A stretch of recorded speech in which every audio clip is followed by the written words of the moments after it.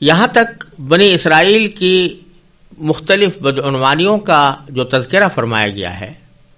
جن میں یہودی بھی داخل ہیں اور نصرانی یا عیسائی بھی داخل ہیں، اور ساتھ ساتھ ان کے اوپر تنقید بھی کی گئی ہے، ان کو وعیدیں بھی سنائی گئی ہیں، اور ان کے برے انجام سے بھی ان کو باخبر کیا گیا ہے. ان تمام آیتوں سے اللہ تبارک و تعالی جو کچھ بیان فرما رہے ہیں وہ یہود و نصارہ یا بنی اسرائیل کی اکثریت سے تعلق رکھتا تھا. لیکن چونکہ اللہ تبارک و تعالی کے ہاں انصاف ہے، اس لیے ساتھ ہی اللہ تبارک و تعالی یہ بھی بیان فرمانا چاہتے ہیں کہ یہ ساری بدعنوانیاں تمام بنی اسرائیل میں نہیں ہیں. یعنی بنی اسرائیل سب ایک جیسے نہیں ہیں جو ان بدعنوانیوں میں شامل اور شریک ہوں، بلکہ ان میں کچھ حضرات ایسے بھی ہیں جو حق کے طلبگار ہیں اور حق کو پسند کرتے ہیں اور حق کو قبول کرتے ہیں. چنانچہ اگلی آیت میں ان کا بیان ہے، اور اس کے بعد پھر ایک تمام بنی اسرائیل کو ایک نصیحت کی گئی ہے جو اس سلسلہ کلام کے شروع میں بھی فرمائی گئی تھی. چنانچہ آگے کی جو آیات ہیں ان کو میں تلاوت کرتا ہوں اور ان کا ترجمہ پیش کر کے پھر ان کے بارے میں کچھ گزارشات عرض کروں گا. اعوذ باللہ من الشیطان الرجیم، بسم اللہ الرحمن الرحیم. الذین آتیناہم الکتاب یتلونہ حق تلاوتہ اولئک یؤمنون بہ ومن یکفر بہ فاولئک هم الخاسرون. یا بنی اسرائیل اذکروا نعمتی التي انعمت علیکم وانی فضلتکم علی العالمین واتقوا یوما لا تجزی نفس عن نفس شیئا ولا يقبل منها عدل ولا تنفعها شفاعة ولا هم ينصرون. جن لوگوں کو ہم نے کتاب دی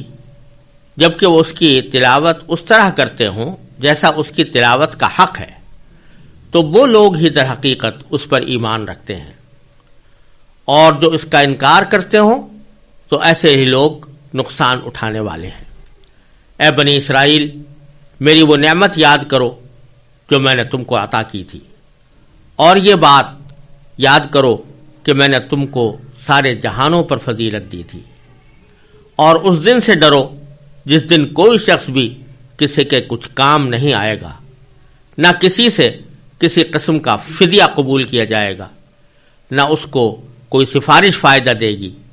اور نہ ان کو کوئی مدد پہنچے گی. پہلی آیت میں اللہ تبارک و تعالی نے بنی اسرائیل کے ان حضرات کا بیان فرمایا ہے کہ جو بنی اسرائیل کی پہلی بیان کی ہوئی بدعنوانیوں میں شریک نہیں تھے، بلکہ وہ تورات اور انجیل کے صحیح تقاضوں پر عمل کرتے تھے. تورات و انجیل کی آیتوں کی زبانی تلاوت ہی نہیں کرتے تھے، بلکہ اس کا حق اس طرح ادا کرتے تھے کہ اس کے بنیادی تقاضوں پر عمل پیرا بھی تھے. اور اسی عمل کا ایک نتیجہ یہ تھا کہ تورات و انجیل میں نبی آخر الزماں صلی اللہ علیہ وسلم کی تشریف آوری کی جو بشارتیں دی گئی تھی اور آپ کی جو علامتیں بیان فرمائی گئی تھیں، ان بشارتوں اور علامتوں کو نبی کریم سرور دو عالم محمد مصطفیٰ صلی اللہ علیہ وسلم کی ذات میں موجود دیکھ کر انہوں نے حق کو قبول کرنے میں کسی تردد کا مظاہرہ نہیں کیا، نہ کوئی عناد اور حسد ان کے آڑے آیا، بلکہ جب انہوں نے دیکھا کہ نبی کریم سرور دو عالم صلی اللہ علیہ وسلم میں وہ تمام علامتیں پائی جا رہی ہیں اور آپ پر جو کلام مبارک نازل ہو رہا ہے وہ یقیناً اللہ تبارک و تعالیٰ کا کلام ہے جو متعدد ذرائع سے اللہ تعالیٰ کی وحی ہونا جس کا ثابت ہو چکا ہے، تو انہوں نے نبی کریم سرور دو عالم صلی اللہ علیہ وسلم پر ایمان لانے میں کوئی پس و پیش نہیں کی. تو اللہ تعالیٰ فرما رہے ہیں کہ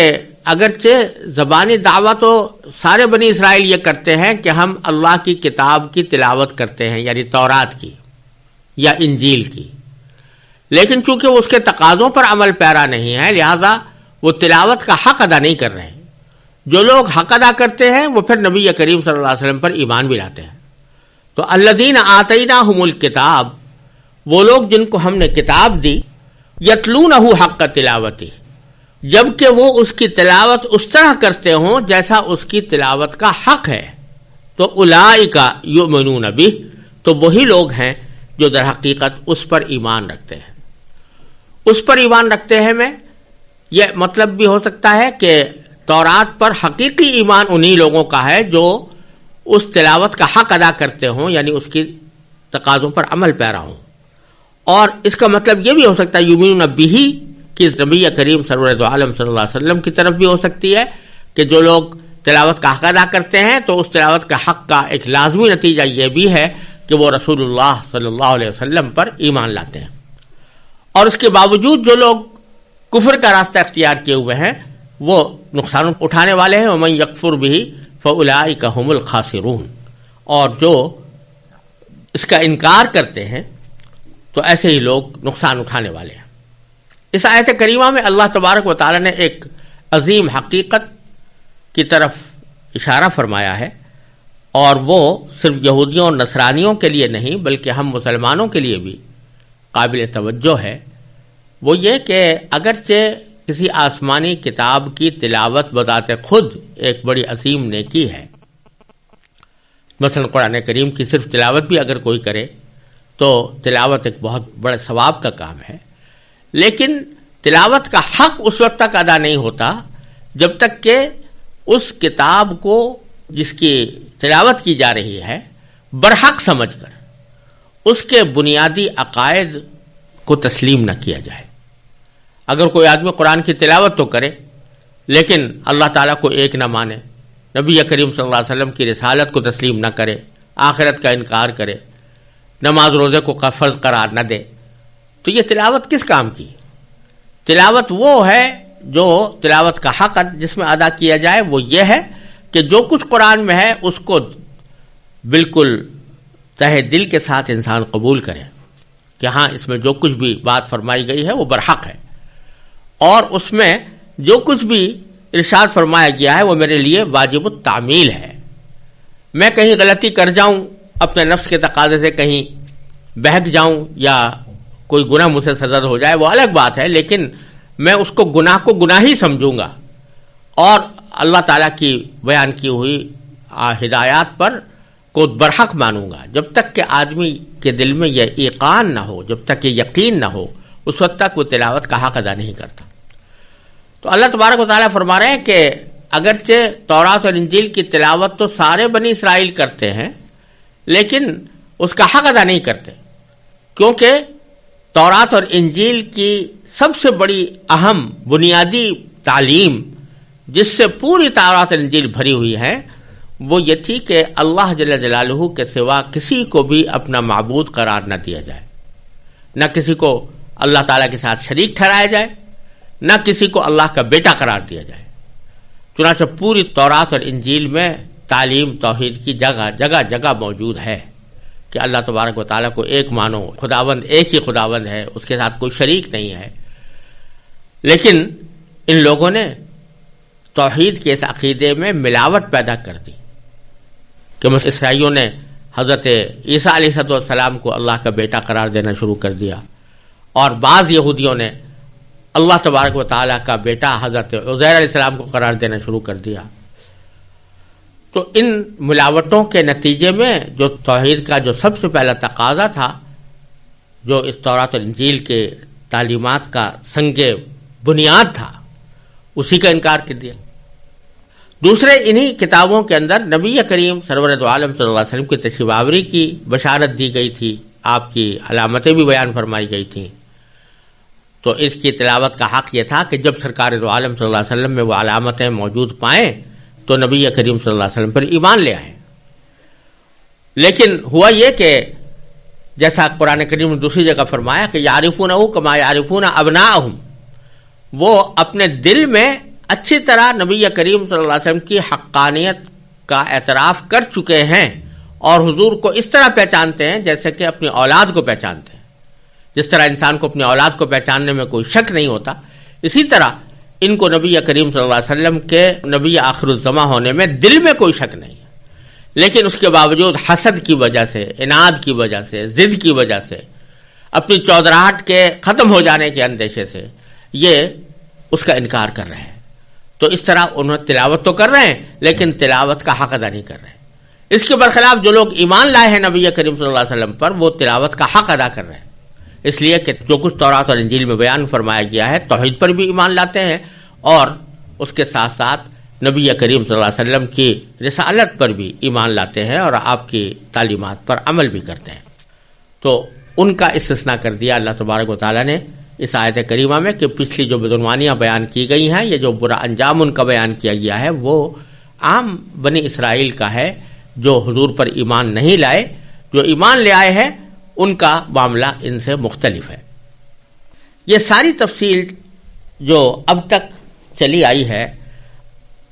اگر آپ دیکھیں تو آیت نمبر 47 سے یہاں آیت نمبر 121 تک بنی اسرائیل ہی کا تذکرہ ہے اور ان کی مختلف بدعنوانیوں کا بھی بیان ہے، ان کی نافرمانیوں کا بھی ذکر ہے اور اس کے بری انجام کو بھی بیان کیا گیا ہے، اور آخر میں ان حضرات کا استثناء بھی کیا گیا ہے کہ جو ان بدعنوانیوں میں ان کے شریک نہیں ہیں اور نبی کریم صلی اللہ علیہ وسلم پر ایمان لا چکے ہیں۔ اب آخر میں اللہ تبارک و تعالی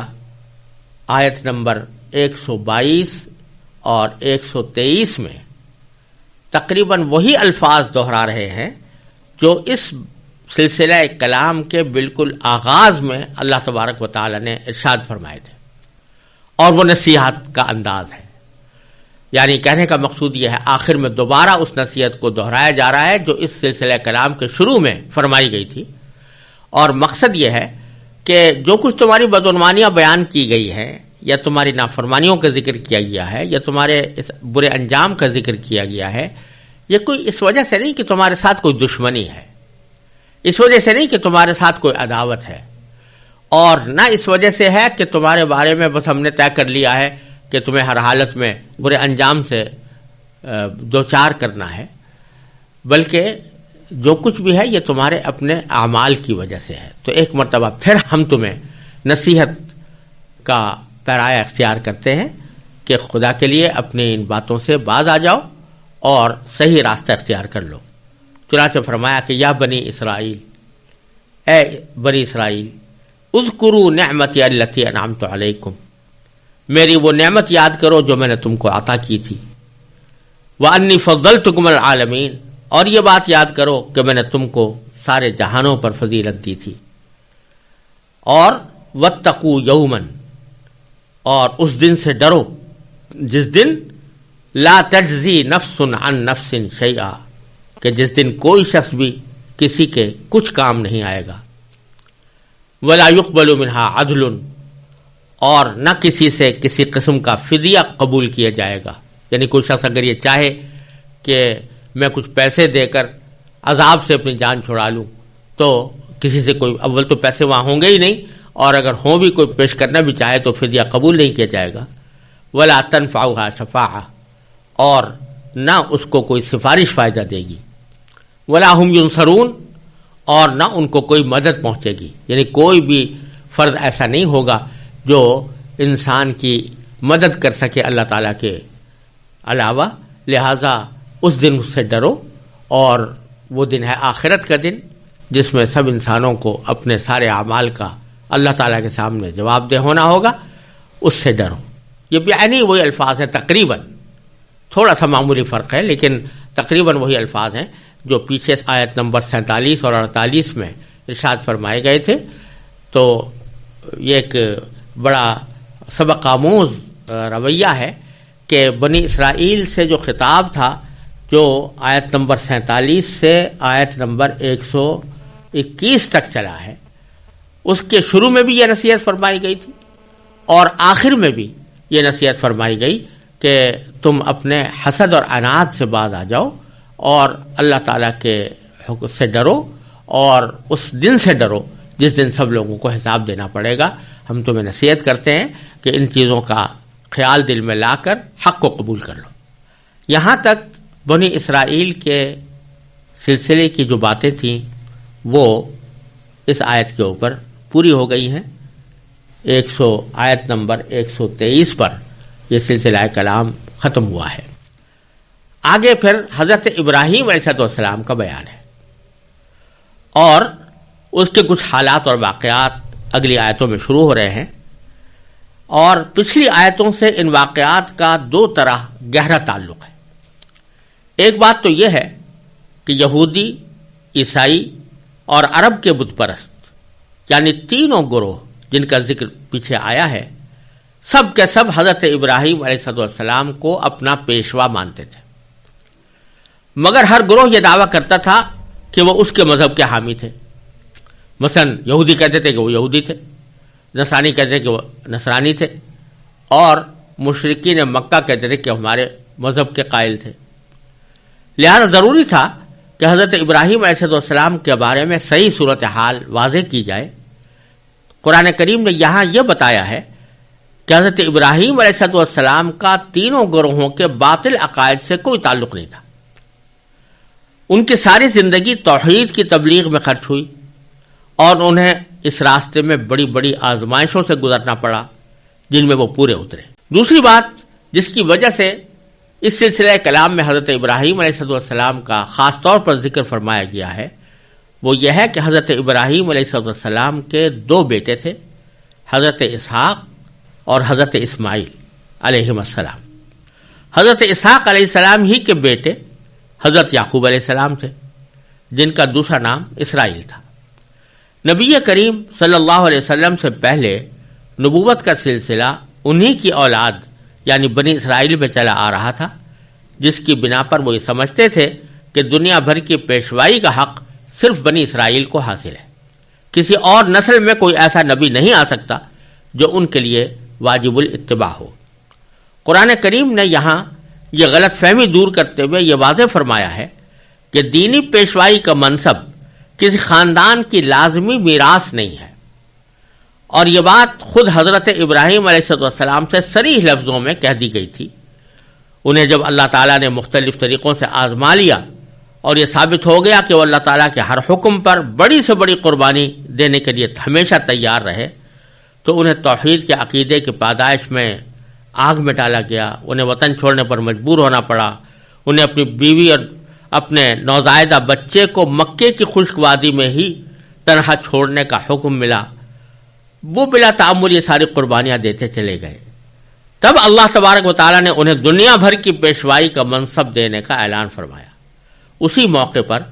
جب انہوں نے اپنی اولاد کے بارے میں پوچھا تو صاف طور پر بتا دیا گیا کہ ان میں جو لوگ ظالم ہوں گے، یعنی اللہ تعالیٰ کی نافرمانی کر کے اپنی جانوں پر ظلم کریں گے، وہ اس منصب کے حقدار نہیں ہوں گے۔ بنی اسرائیل کو صدیوں آزمانے کے بعد ثابت یہ ہوا ہے کہ وہ اس لائق نہیں ہیں کہ قیامت تک پوری انسانیت کی دینی پیشوائی ان کو دی جائے۔ اس لیے نبی آخر الزماں صلی اللہ علیہ وسلم اب حضرت ابراہیم علیہ السلام کے دوسرے صاحبزادے یعنی حضرت اسماعیل علیہ السلام کی اولاد میں بھیجے جا رہے ہیں، جن کے لیے حضرت ابراہیم علیہ السلام نے دعا کی تھی کہ وہ اہل مکہ میں سے بھیجے جائیں۔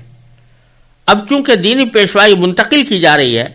اس لیے اب قبلہ بھی اس بیت اللہ کو بنایا جانے والا ہے جو حضرت ابراہیم علیہ السلام اور ان کے صاحبزادے حضرت اسماعیل علیہ السلام نے تعمیر کیا تھا۔ اس مناسبت سے آگے تعمیر کعبہ کا واقعہ بھی بیان فرمایا گیا ہے۔ یہاں سے آیت نمبر 152 تک جو سلسلہ کلام آ رہا ہے، اس کا حضرت ابراہیم علیہ السلام سے، ان کے بیٹے حضرت اسماعیل علیہ السلام سے اور کعبے سے یہ تعلق ہے، اور اس کو اسی پس منظر میں سمجھنا چاہیے۔ مزید ویڈیوز دیکھنے کے لیے ہمارے چینل کو سبسکرائب کریں۔